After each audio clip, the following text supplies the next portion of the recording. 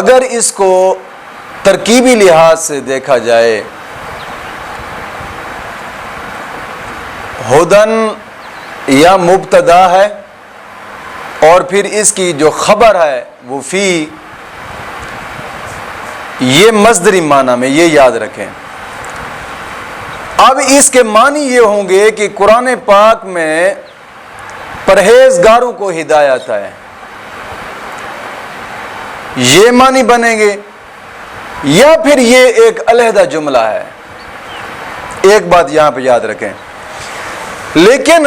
دیکھنے والی بات یہ ہے کہ لا ریب فیہ،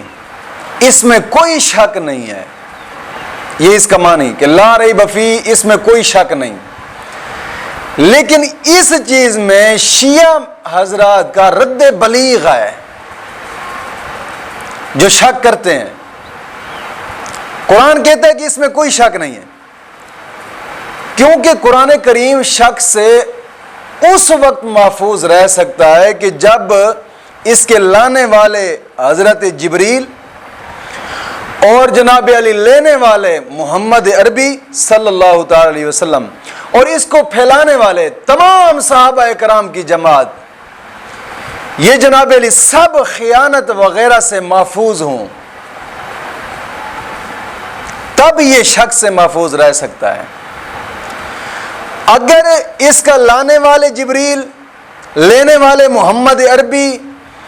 اور صحابہ کرام کی جماعت جنہوں نے اس کو پھیلایا ہو، اگر ان تینوں ہستیوں میں سے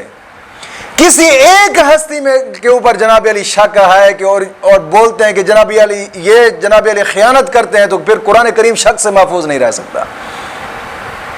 تو اس چیز سے جناب علی شیعوں کی اس بات کا انتہا درجے کا رد ہے۔ کیوں؟ اگر قرآن کریم کی حقانیت ماننے کے لیے حضرت جبریل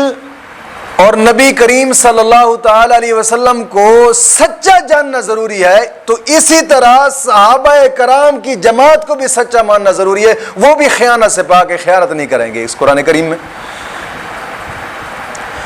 اگر صحابہ کرام سچے نہ ہوتے، معاذ اللہ قرآن کریم میں جناب علی کہیں خلط ملط کیا ہے